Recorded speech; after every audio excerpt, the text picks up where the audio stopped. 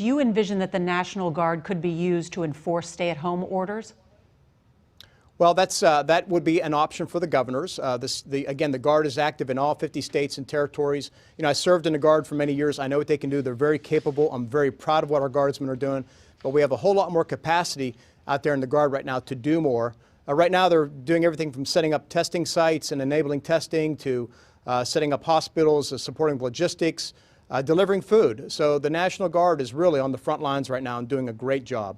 Can I ask a follow-up on that? Courtney QB with NBC News. So do you see a role in law enforcement for National Guard troops going forward in response to coronavirus? Could be. I mean, I think that, you know, in many disasters and response, when there's a pressure put on otherwise civilian law enforcement activities, people get sick, they need more law enforcement potential out there, then the National Guard could be used in that capacity if they would. Do I see it happening now? I don't see any demand signal that's demanding that we're going to use the National Guard in that kind of scenario. But they could. Governors could, under the command and control of the governors and law enforcement in the states, they could use their National Guard. Can you give us just a couple of examples of the kinds of things they could be used for in law enforcement?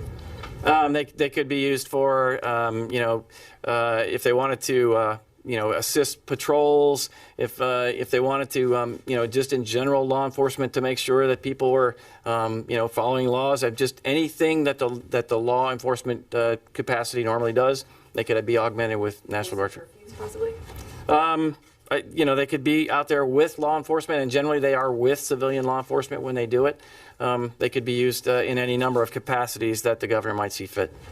Few days ago, including directly you, that we have the ability to do martial law and things like that, can layer new requirements and authority. If we feel the necessity to do that, we can do that.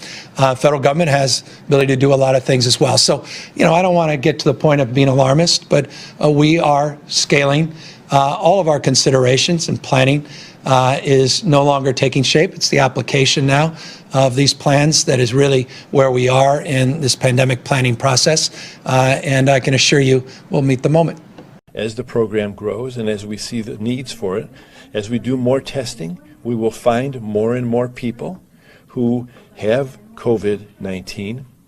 And again, we'll isolate every one of them, and we will find every one of their contacts, and we will make sure that they stay quarantined, and we'll check in with them every day. In other words, what this program means is that we're going to do a more complete job, and we're going to do a more meticulous job of making it less and less possible for others in the county to run into someone with COVID-19 infection. It's not just our county that's bringing more people on. There are going to be thousands of people hired who will be these contact investigators throughout the state. And this is we want to do the testing, which is step one. We want to do the contact tracing, which is step two, to contact people who may have been infected. But the third is isolation. And I just today want to mention this today. We are going to have a lot of families that will need to isolate for 14 days when it turns out that they're positive. And even before they're tested, we're going to need people to isolate while you're waiting to get the test returns back. And this is going to be really challenging for some families, and we're going to have to help them and support them. Because when a person is positive, if they decide to isolate at home rather than in another location that the state may provide, they obviously have a high level of transmission to their household members. So that means household members are going to have to isolate with them at home. And our success in this endeavor, our ability to avoid this pain again, to a large degree is going to depend on those families' success and willingness and the ability of us all to help those families so that they're secure for 14 days in their homes. That means not trips to the grocery store and trips to families' houses. So that's going to be a challenge for us, and I hope we're all going to help those families.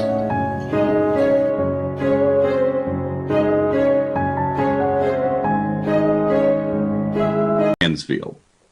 Hey, Jack. Hi, Governor. The order released on August 31st and signed by Lance Himes is a second amended order for non-congregate sheltering to be used throughout Ohio. The order states that FEMA sheltering will be utilized throughout the state for those who are unable to safely self-quarantine at home. Governor, who decides whether a resident is safe for self-quarantine? What are the determinants? Does this apply to the entire Ohio population? And what authority do you have to remove people from their homes?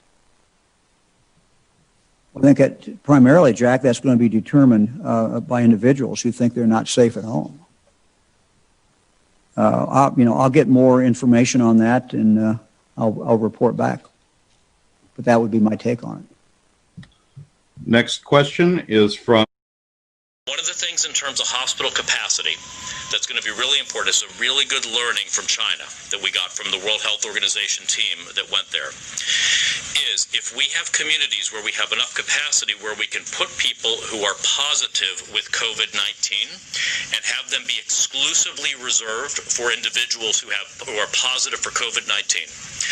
This reduces our need to try to protect patients from other patients because they're all positive already. We need to protect our healthcare workers and our service workers in those facilities. This gives us reduced burden on personal protective equipment, but it also can give us greater capacity as we put field medical shelters up, as we consolidate into single facilities, as we don't need individual rooms, negative airflow, isolation, etc. A vastly more efficient utilization of our healthcare system. This is all part of the planning work that we've done and are promulgating throughout our healthcare system. So that's our strategy. We're going to keep building that capacity, though. As we race to develop a coronavirus vaccine, questions are emerging.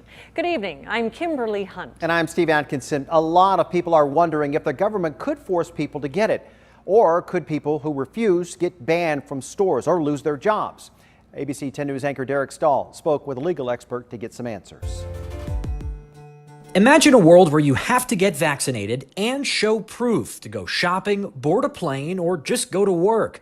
Legally, it could happen, says University of San Diego law professor Dov Fox. States can compel vaccinations in more or less intrusive ways. They can limit access to schools or services or jobs if people don't get vaccinated. It could force them to pay a fine or even lock them up in jail. Those measures have been adopted in other countries like France, but not so far in the United States.